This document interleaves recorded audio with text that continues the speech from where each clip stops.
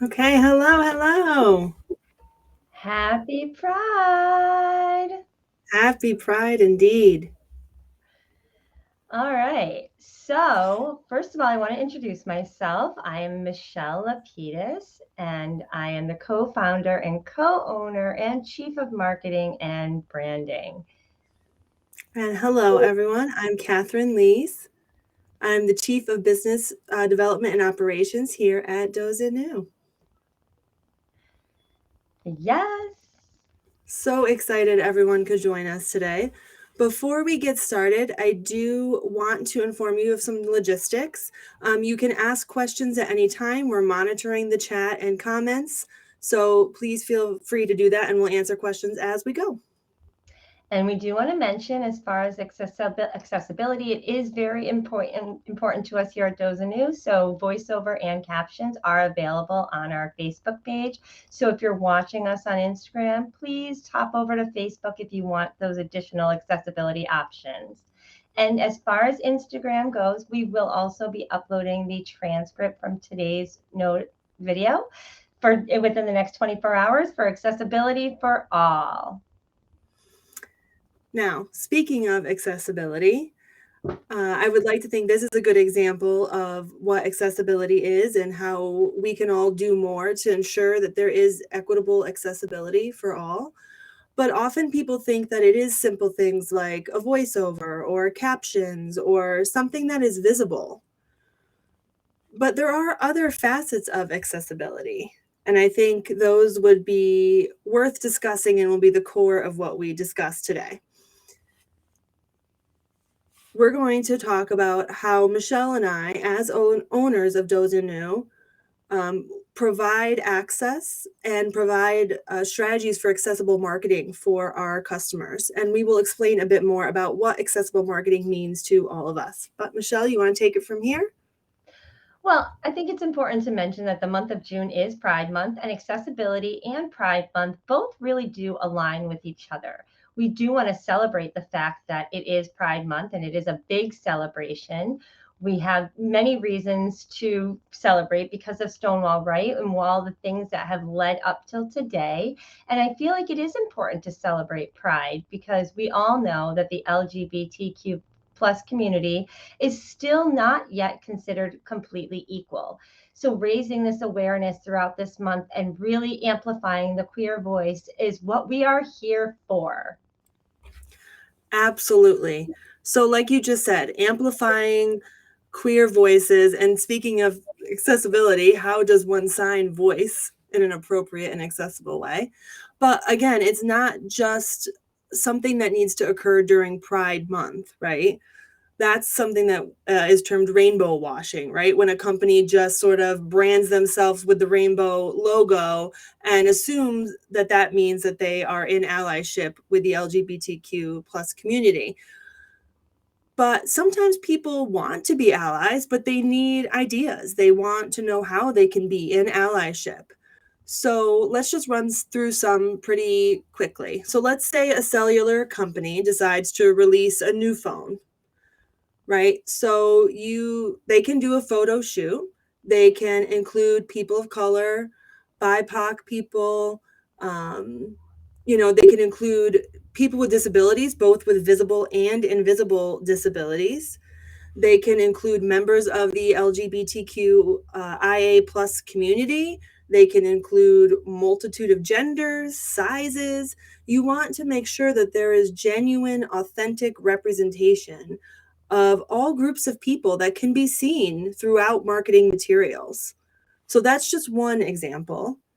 And another reminder for everyone, accessible marketing can be done right the first time. It's not something that has to be done after the fact. You can do things that are accessible, and then that will transfer over to your marketing. So, what I mean by that is, Michelle, maybe help me out here.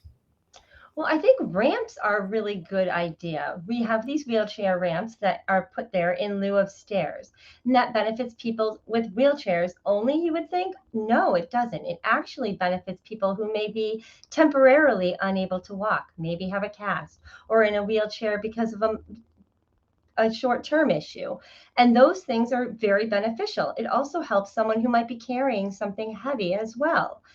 The same is true with marketing. When you have accessible marketing, it doesn't benefit just one person. Captioning, for example, is one form of marketing. That captioning tends to be beneficial for people who are deaf and are unable to hear the content that's being spoken. However, captioning benefits other things as well and other people as well.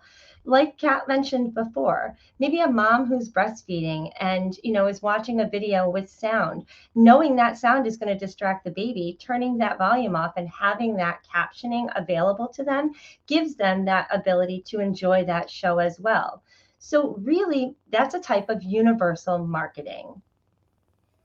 Right. And another example for those who don't speak English as their first language, maybe it's their second or third language, and maybe it has nothing to do with their hearing status, right? But they just don't understand English 100%, right? So having those captions allows them to rely on those captions to verify if what they heard is correct or to clarify what they heard. It doesn't have to be something that is done for a specific group of people. If you just have these things in place sort of universally, and that will then trickle through your marketing, and it will have a large impact on the community and on a lot of groups of people who will see your product. Additionally, it will be a reminder of people as well to also make sure they're engaging in accessible marketing. And from a marketing perspective, I mean, you want your customers to feel represented, to feel comfortable, to feel like they're truly a part of your audience. And the only way to really do that is to show that through authentic representation, not just through talking a good game or sticking a rainbow sticker on your window of your business, right? Exactly. And I feel like we could go on for days about this and still only scratch the surface. I do, though, see a question from someone by Phil asking what kind of business dozanü is. And I think, wow, this is a great opportunity to answer that. Thank you, Phil, for asking us that question. So dozanü is a full stack marketing company. Our 5 core services include digital marketing, creative marketing, social media, strategy, operations, and BX design, which is business development. So those are our 5 core focuses. And in total, we are a marketing company. And that term, marketing, is really an umbrella term. It covers a wide range of things from branding to pay ads or advertising. And it's just a huge umbrella term. I know that I may be overwhelming some of you with all of this, but the bottom line is we are a marketing company that focuses on accessible marketing. And thanks, Bill, for asking. And it was a perfect segue to my next comment I wanted to make. So yes, marketing is a large, broad concept, right?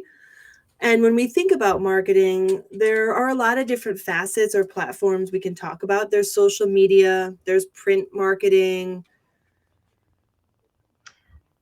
There's pay right? ads. Audio-based or radio marketing, television marketing. There's all these different avenues, right? And then there are different methods to marketing as well, different approaches that you can use. And designs, yeah. Right. So there are different ways to do it. And then also the another consideration is how and what you market. Are you selling clothes, for example, or are you doing service provision of some type, or what products do you have? That would also then tailor your marketing to that. And now add on, marketing during Pride Month, right? You could, if you're talking about an impact, it's not a thing, it's not something that a product you could sell necessarily, but you can still market the impact that your service or your industry has had. So it comes back to your team and thinking through various sectors of marginalized communities and what the impact of your marketing would have on those communities. So we ensure that we include all of our life experience, right, throughout our lives, our friends, our colleagues, our families. We really try to make sure that we understand people's lives as much as possible and include that in authentic representation. Obviously, it's impossible to know or be able to do that 100%, but we really want to amplify those experiences in service of our customers as well. Thanks, Kat. Actually, that just really makes me think of all the clients we've supported so far. You know, we do a lot of governmental and state related projects for them. And they do tend to send out these awareness things where it refers to the services and products that they have available for different communities, whether they're disabled or marginalized communities in general. And I feel like our identities as queer, deaf, females, which would be my three biggest identification factors, are things I use to bring to our marketing avenues for our clients. I do understand what it means to be marginalized, and we understand how to reach those three specific audiences amongst many others. And we can certainly position those marketing avenues to the right audience and convey the correct things that need to be given so that those audiences can take those messages well, which is really our responsibility. So our experiences and our identities, our own interests really do contribute to the successful marketing avenues we are able to employ amongst others.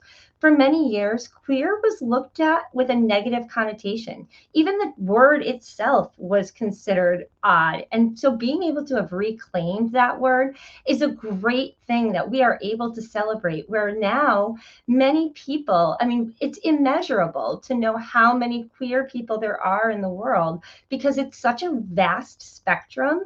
So everyone is in a different position in their lives, and maybe they don't feel as if it's safe to come out, or maybe they're not in a supportive environment. I mean, there are so many factors to consider that we as a company and as humans are able to use as a benefit for us to really uplift others. And it is a social responsibility we feel we have. Yeah, and another example of that might be is, people who grow up queer, but maybe they're in an environment where they don't have a lot of access or information to that community. And having access to it shouldn't only be had during the month of June, right? It should be this thing that is ongoing and year round. The same is true for marketing. You can't only do marketing tailored to this community through the month of June. It Yeah. needs to be something that is interspersed throughout your marketing. You need to be in allyship year round. I know people will often say that they, donate to a specific organization, and that's one way to be an ally, and that certainly is a very important way. But there are a lot of other ways that we can be in allyship throughout the other 11 months of the year. Some of those would be ensuring that your content is accessible, and it's not just accessible in terms of disability. It's accessible in terms of identity and representation, and understanding how certain bits of information impact various communities and being cognizant of that.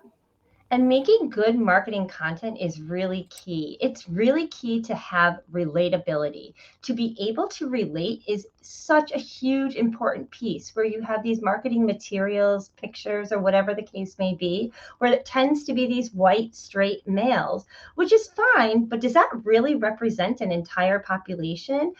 It does not. So when I see someone who looks like me or is queer or has a different unique identity, I feel connected and I feel like it's relatable. And I feel like I'm more enticed to utilize the product that they are marketing. It's a domino effect for sure. Yeah, exactly. Now, I want to just take a 1 second break to see if there are any other questions or comments that have come in. Come on, I want to answer your questions, people. Send them over. I do actually have a question of my own while we have a moment. Out of curiosity, how do you think being queer really impacts our company here and our values? How do you think we serve our clients? I know we've talked about this a little bit, but do you think you could answer that question directly?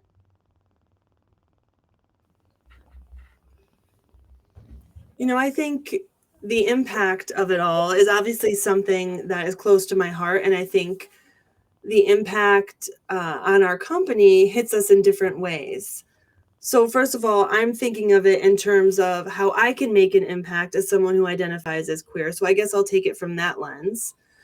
Thinking of all the things I've gone through, the various companies I've worked for, the different places and spaces I've been where I didn't feel invited, welcomed, comfortable. I want to ensure that nobody else ever feels that way. So when we do marketing for ourselves or for our clients, we really try our best to ensure that anybody who sees our marketing will feel validated, will feel comfortable, will feel like it's relatable to who they are, and will find strength in the messaging that we depict or in the products. And even if they don't decide to buy whatever a customer is selling, right, I hope that they find that validation, or they feel at least touched by the fact that they had that representation of themselves. And who knows what that will mean in terms of sales or what have you in weeks to come. But I know that my identity is entrenched in everything that I do. I agree completely and feel the exact same way. And I think that, really identifying as queer has really had a very valuable impact for me as far as recognizing authenticity and representation of authenticity.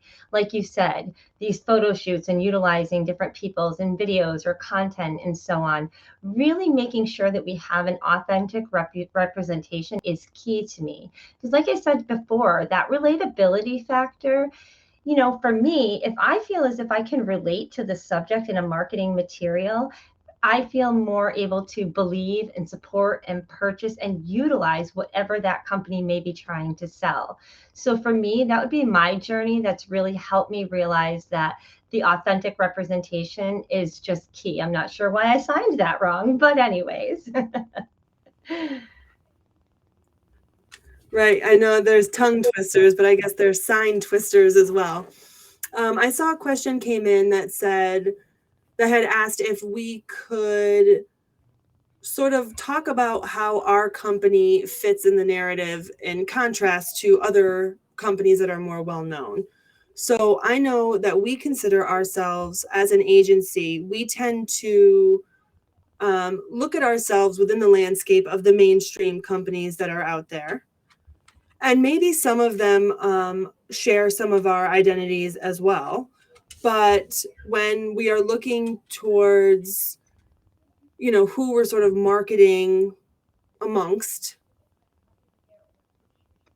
I know there's VaynerMedia, which is owned by Gary Vee. He's their spokesperson anyways. He's a social media personality. He has a lot of companies that fall under him, but VaynerMedia is a good example of who would be a good comparison source for us. And they're well known for the Mr. Peanut commercials. I don't know if you recall the dancing peanut there, but Vayner does Super Bowl commercials every single year. And so, we also do large marketing campaigns or have worked on TV commercials or what have you as well. So I think that might be a good comparison point for us, that company. I'm trying to think of others. I know, and there are so many, and on the spot, it's really difficult to come up with others. It's a challenge. I can't think of the company name right now, but there is another deaf space. Oh, Storm Smith. I know. I don't know what her company name is. BBDO, I think. Yes, that's right. BBDO. That's another mainstream marketing agency that is deaf owned. And Storm Smith, I'm going to drop her name right here. Hello, Storm. I hope you're watching. Now, she works as a creative producer, creative director for BBDO. And BBDO is a worldwide agency, they're huge. And so they have a different client base, of course, and a different type of clientele. But I would say that they would be another good comparison for us. That was a great question and a great answer. Oh, here's another interesting one. It says, how do the bills that are passed in Texas affect our business? And I do think that is a critical point to talk about. Maybe it's not something we're going to delve too deep into because we don't want to get too political, but it does have an impact. So we will address it a little bit today. Now, none of these bills that have been passed have affected our business as of yet, and I don't think that they will. Our messages will remain the same. Even if laws don't allow us to be who we are, we're going to remain who we are. And we will still continue to be inclusive in our marketing and make sure that our voices are heard. I agree. And, it is really interesting because, we went to a conference just a couple of days ago here in Texas. It was a government hosted conference. And it was really eye-opening. I wasn't expecting it, and I wasn't sure about how to feel supportive in the environment and so on, and I ended up getting there and feeling completely welcomed. The pride colors were representative. There were beautiful flags flying. It wasn't just very like put up because it had to be there, and more because we needed to look as if we had an allyship. There was a genuine display of the flags and a poster explaining what each color has representation of. It was very much, there was a QR code with this beautiful drawing by an identified queer artist, and an entire facet of the queer community and information about learning more about the history of the LGBTQ community and how you can learn more about the month of June. I was shocked to see this in the state of Texas. And to be honest, it was really emotionally heartwarming. The world is changing, and I feel as if at times, sure, we are going backwards. But you know what? We as a people are pushing for change for the better for tomorrow. And that made me so happy. And I feel like everything I do every day celebrates pride on a continual basis. And that is part of the change. The bills may be oppressing us, but the people are not there with it. So as we continue to think positively, I feel that it's going to eventually go in line with what the government sees and reflects. Yeah, and I'm going to put ourselves on the spot a little bit. We have reached out to companies who do marketing and, asked about representation year round. And if we're asking that of people, then we need to do the work every day ourselves too. We need to keep showing up. We need to keep doing the work of what we believe in every single day. It can't only be during times that we feel threatened, or it can't only be through these precarious times. It really needs to be done every single day. And it could be something as simple as spreading kindness and just saying hello, right? You know, for example, I identify as female, but I can imagine if I said hello to an older white male, perhaps, maybe they were struggling with their identity. And maybe I said, hello, how are you? I hope you're doing well. I hope that, they would start to realize, okay, wow, there are kind people out there. Not everyone is the same, and just spreading it through various acts like that, and just continue to show up and continue to do good and kind things, good marketing, which means accessible marketing. Then you will become universally welcoming. That's just what we have to do every single day. I love it. Thank you so much for sharing. Okay, there's another question here that says, how do we advertise to businesses and or to customers? And how do we differentiate ourselves from other agencies? That is a great question. I think to answer that in a basic way, we do both. We, do market for B2C and B2B, and I think it might be important to really clarify what those two terms mean. B2B is a short term for business to business. For example, a company who is interested in marketing to another business. And then there's B2C, which means business to customers. So a business that perhaps wants to sell a product or market a product to customers, for example, like Pepsi or Coke, those types of products that want to be sold to customers to then in turn purchase those items, which would be a B2C. A B2B, maybe you can give an example. Right, that would be like IBM, HP, Apple. Microsoft, right, Office 365. Those are businesses who sell products to other businesses in order for them to be able to run their business. So Right. just to clarify. So, I mean, as far as how we advertise to those two types of communities is a great question. We here are a B2B business. We are a business and we market ourselves to businesses to use our services. With that being said, how we advertise that are places like a platform like this, I would assume. I think this is a great example. We have a lot of different ways. Right. I just wanted to add on to the B2B part of it. It's business to business. You're right. But additionally, we do business to resources as well. And what I mean by that is when we work with various business entities, we make sure that whatever information is disseminated is accessible to other business owners, to other business entities, nonprofit organizations.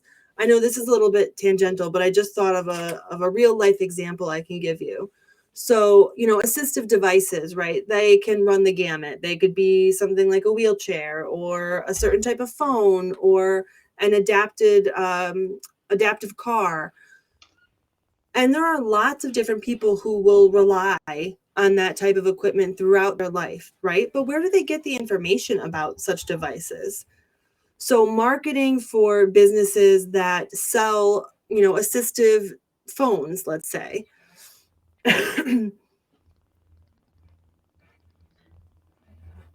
and letting them know what resources are available, you know, helps to spread the word, lets them know they can find that kind of marketing online, and then leads them to be able to find these devices. Now, the government can say to nonprofit agencies, hey, here's the link, here's the contract for these devices or whatnot. It's never unidirectional, right? We always do customerism marketing, right? We don't want to just push things out in one direction. We really try to hit different facets and different avenues because we know that not everyone will be able to find print marketing, for example, accessible. So we need to make sure that we are making things accessible by utilizing a variety of different avenues. So if we can't have print materials always in Braille, let's say, then we need to make sure that whatever goes out through Google or through the internet or whatnot has an audio transcription, has image descriptions, has captions and transcripts, etc. That we really need to utilize various channels of marketing. This is so true. And we here are responsible for making sure that we curate the message in different formats for both B2B and B2C communities. Marketing is the key to it, is really making sure the content fits your audience. Like your example of print, Cat, that's a great one. And I am thankful for today's technology.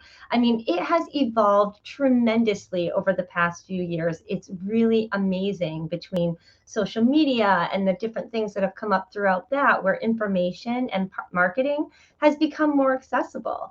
We used to have these printable ads, and that was so limiting. It was only one region that would reach out to, or people who only speak that language. For instance, if it was English, it was only then available to those who could read English.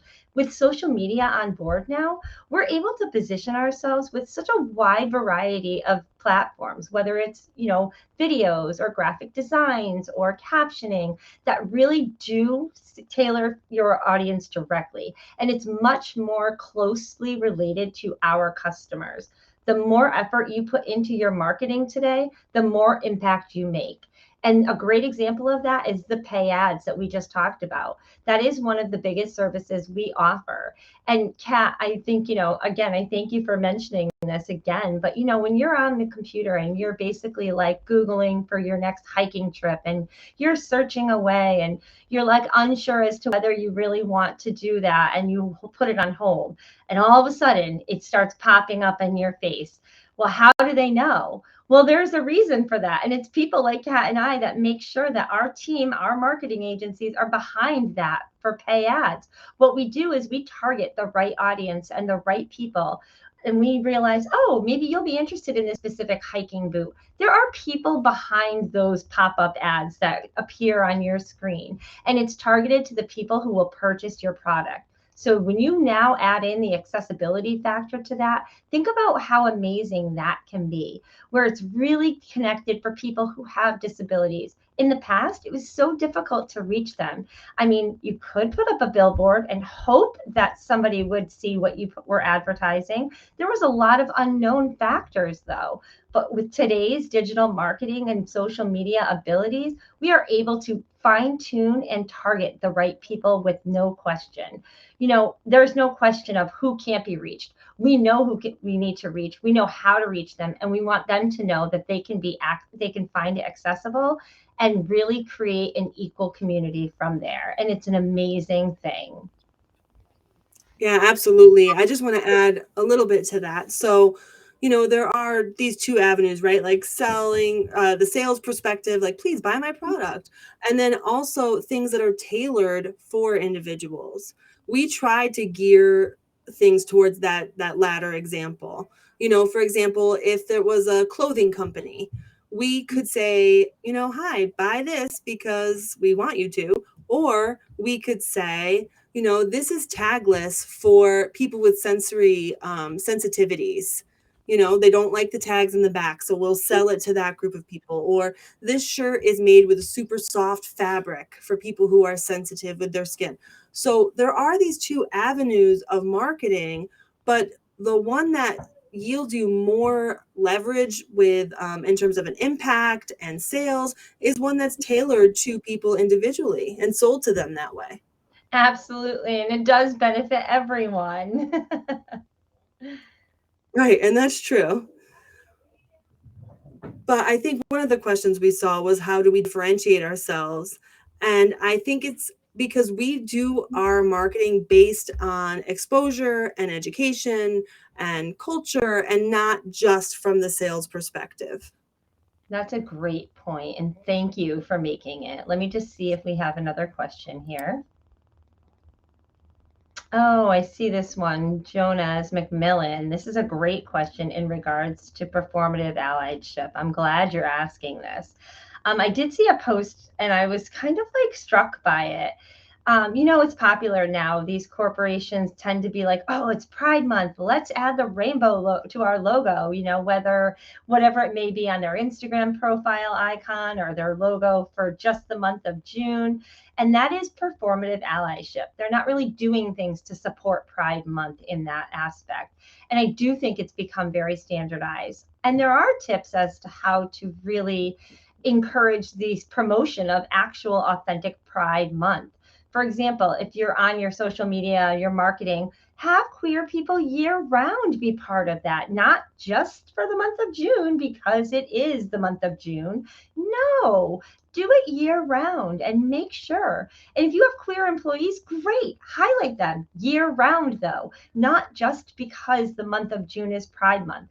The month of June is meant to be an encouragement for a year-long effort in this aspect. We want the pride awareness to be spread throughout the LGBTQ plus IA communities always. And the second part of that question was how do we hold these companies and businesses accountable? And that's a great question. And honestly, just to be frank, I'm still trying to figure out how to navigate this space. I'm not entirely sure yet about it because, the chain of command, the hierarchy that a lot of corporations employ, it can be really difficult to navigate your way to the top where it would make a difference. Saying to someone, hey, you really need to do things not just during Pride Month is really difficult to get that message across. But for us, when we work with customers, we make sure that we really take the time to share our perspective on these issues and to garner our customers' perspectives as well and try to figure out how we can put the two together and really work in allyship there. And to me, that's what I feel is the piece I can do right now, is to do it on the ground with the people I'm working with and making sure I'm amplifying what needs to be amplified. In terms of corporations, I maybe that can be generalized at a later time, but that's all I can suggest for now. That's a great point. That order of command really is something that does impact our ability to make this effect. We like to give the benefit of the doubt. Could there be more things in the background where we can, call in and check in and say, hey, how do you plan to support Pride Month year round? And there are some places where the answer may be, oh, yeah, we have things that we have in store that we have yet to announce, and it's good to know. But we may say, like, as members of the queer community, we feel it's our responsibility to make sure that word continues to be spread. So there's no one way that's a correct, right answer for that question. Like Kat said, we're navigating it as well. But thanks for the question. It was a good one. Okay, I see another question that says, how can we make sure that people hire us or support us? That's a great question. Thank you for that. Well, I'll tell you what, being here and watching us and putting these comments in is a great way to support us right there. So thank you for that. And I think the number one thing to think about is, where do you want to see change? And I'll say a bit more about that. So, for example, let's say, the CDC hotline or tip line or something like that. Would you rather get that information in a graphic? Would you rather get that information in ASL or in another visual format?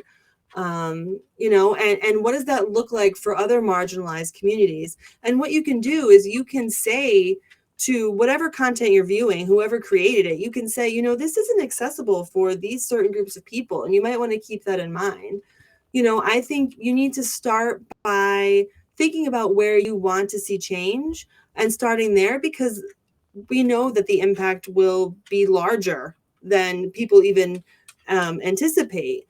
And, we want to be able to impact larger numbers of people, not just ourselves and our customers, right? We really want that to spread out amongst the community. Right. And it is, again, important to have that authentic representation in videos and having things on your website. Like, for example, your website, when you enter a website, when you first open it, you want people to enter and leave with the information that they want to find when they get there. That's a really user experience. That's a really good user experience. It tends to be like your intuition as well. It gives you that gut feeling where people can go in and clearly find what they're looking for on your navigation bar. If you're looking for a contact, you know exactly what to click on to find that. So to have a really good user-friendly website is really good accessibility. If somebody's struggling to find the information, like what Kat was saying in regards to the CDC information with, the pandemic issues and so on happening today, making that inaccessible means that people are not fully informed and may not know how to deal with situations that come up, because that website design is not a good user accessible website and not really designed for accessibility at all. So that's where we can come in and we can provide the support. For us alone, it certainly doesn't take place that way. We have a team effort. If there's someone who has an audio issue, we have someone who specializes in that and can bring that to the table. But websites should always be compatible with screen readers for those who are blind and utilize Braille. We want them to have the full experience as well. So there's a lot of examples that can be used, and visuals and websites are just a few.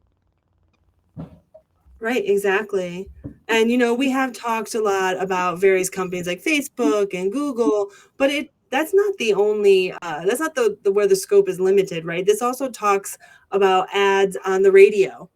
And maybe people are driving and they're trying to pay attention to driving, but now you have background noise of the radio, and then maybe a song comes on top of that, and then it can be really distracting. So trying to figure out how we can break information down and make it really salient for people so that they're able to receive it, that's another way to ensure accessibility. Keeping information concise and clear and minimal sometimes and just to the point. We don't want to overload people. We want people to actually be able to take in and receive the message that we're trying to send out. Another point I wanted to make is, we were talking about social media and all these different things. Another question came in. Someone was asking about our opinion in terms of Facebook's refusal to allow some companies to engage in advertising on Facebook. I know this is, again, another somewhat political point. And, thankfully, I'm not the owner of Meta/Facebook. So I don't have much say in this. But the other question was about our opinion on Elon Musk taking over Twitter. Listen, let's not go there. Okay. Elon is his own person. He can worry about himself. And that would be like a whole different live stream in regards to that conversation. So I hear you though. And I do think, digital marketing itself really is the most unregulated part of our, daily lives. There are so many things that are, ruled by the FDA, like food and cleanliness and making sure things are labeled appropriately for allergy purposes and so on.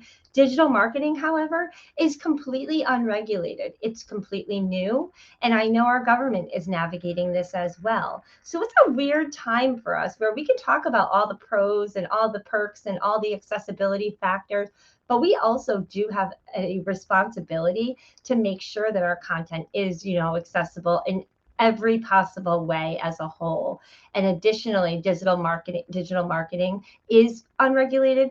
So that means we are navigating it as well. Social media changes by the day, and we have to stay at the top of what's going on so we can best support our clients always. Whereas in the past, Facebook may have not allowed us to do things, and next week that may change. We play this game of duck and cover on a daily basis to make sure that we're up to date with the information and regulations. Right. The unregulated territories are something that we can't control, right? But we can control our response to these things. So we always do our best to make sure that we're impactful, we're educational, we are providing appropriate exposure to different concepts to our audience. And I think we're good today because we've gone over our 30 minutes, which was our goal that we had set. But I know we have so much to talk about, and this has barely touched the surface of that. So this is not just going to be a one-time thing. I think it's something that we do need to continue the conversation on because it is important. Yes, absolutely. And I will just wrap up by reminding everyone that we are a marketing company and we can do a lot. And sometimes we tell our clients that 99% of market, or 99% of their questions is, can you do this? Can you do that? 99% of the time we say yes. We do website development, we do graphic design, we do pay advertising, website design, search engine optimization, social media. I mean, we do everything and anything that can provide a better tomorrow if possible. I love it. Yes. Again, happy Pride. Woo! And Yes, happy Pride. looking forward to you guys giving back to the LGBTQIA community by not only doing performative allyship, but making sure that you have authenticity in your representation of marketing year round. Happy Pride, and thank you for joining us. Happy Pride. Bye, everyone.